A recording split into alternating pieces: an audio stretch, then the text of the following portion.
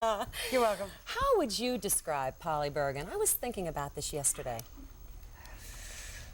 Oh, as a joke, probably jack of all trades, master of none. I guess in reality, someone who has to have a mountain to climb. Really? So Yeah. you set lots of heavy goals for yourself? Yeah, yeah. I don't know that I set heavy goals for myself. I think what I do is need something. I always need a dream to go after. It's not a goal.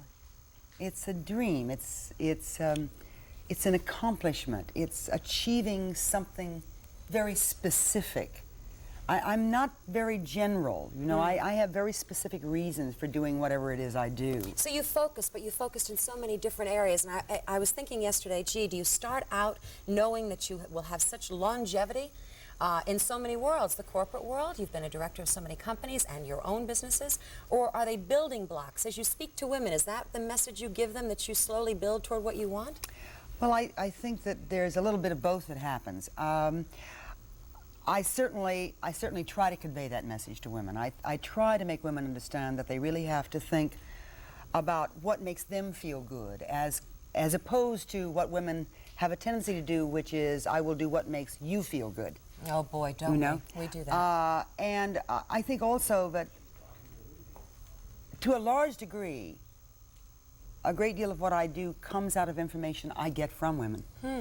Like There's what, an Polly? interchange. You know, I do an enormous amount of lecturing around the country, and I talk to maybe 40 or 50,000 women a year, which is, I suppose, the reason why I've been considered somewhat of an expert on the female as a consumer and simply as a female.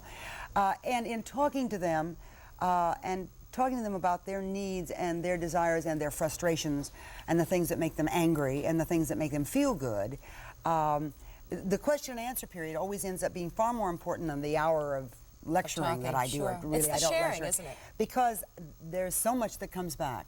I think that when you can really let a person know that you honestly, sincerely are interested in them, you care about them and how they feel because of the way you communicate with them, then they will open up back to you.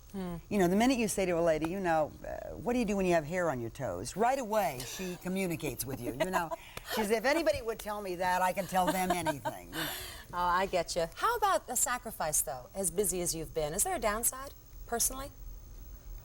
No, I don't think so, because I think what happens is that you surround yourself ultimately with people who are as interested in other things and as involved in communication and interfacing as you are. So you have a full life. Right.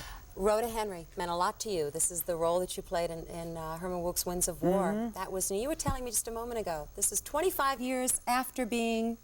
Well, I actually did not win the Emmy for Rhoda. I was nominated